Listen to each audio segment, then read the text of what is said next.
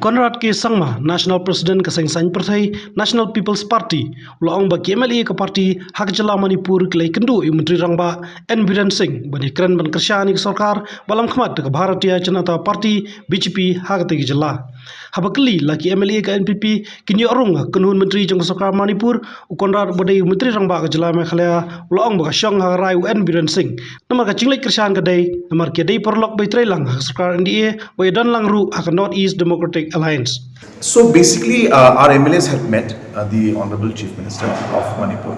and the MLAs had also discussed asking about how we should move forward, and the general consensus was built up that being a party which is supporting the NDA at the center,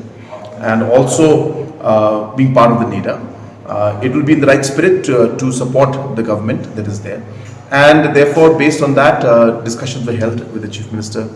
of Manipur and also with central leadership, and it was decided that support will be given to the Biren Singh-led government in Manipur. I think there's a whole process, as I said, that we had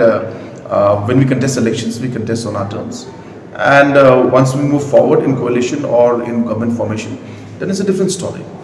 Therefore, the MLAs, they sat down, they discussed.